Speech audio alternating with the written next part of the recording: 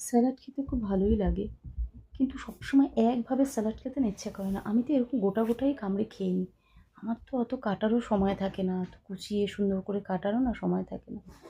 তাই ভাবলাম কি আজকে একটু অন্যরকম কিছু করি। তাই একটু আজকে রায়তার মতন করছিলাম। হুম, আমার না রায়তাটা আবার যখন করি না, আমাকে একদম ছোটো, ছোটো করে কুচিয়ে যে কাটে না সেটা বেশি ভালো লাগে। এই যে গাজরটা কেটেছি এরকম একদম কোঁচানো থাকবে, আমার খুব ভালো লাগে। জানো তো? রায়তা তাই ভাবলাম যে আজকে একটু করি রায়তা।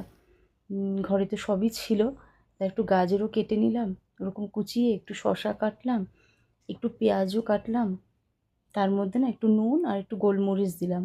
দেওয়ার পর না আমি এই অলিভ অয়েলটা দিলাম, এটা স্যালাডেরই অলিভ অয়েল। এই তেল এটা দিয়ে দিলাম। এটা না খুব সুন্দর একটা গন্ধ আসে আর টেস্টও হয় ভালো এই স্যালাডে এই অলিভ অয়েলটা দিলে। তারপরে এগুলোকে না ভালো করে মিশিয়ে নিলাম। হুম, তুমি এই স্যালাডটা না এই রায়তাটা সব কিছুর সাথে ভালো লাগে, মানে রুটি দিয়ে খাও কি ভাত দিয়ে খাও, আমার তো খুব ভালো লাগে।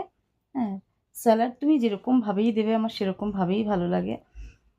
তা আমি আজকে একটু রায়তার মতন করে করলাম। এটা আমার ঘরে তৈরি করা দই, ঘরে পেতেছিলাম। সেই দইটা বেশ অনেকটাই দিলাম, মানে আমি ৮-১০ চামচের মতন দিয়েছি। দিয়ে এরকম একটু ঘন ঘন করেছি, তার মধ্যে একটু চিনি দিয়ে দিলাম। দিয়ে এটাকে ভালো করে একদম মাখিয়ে নিলাম। জানো তো? ভালো করে এটাকে মাখিয়ে নিয়েছি দেখো। বেশ ভালোই হয়েছে খেতে।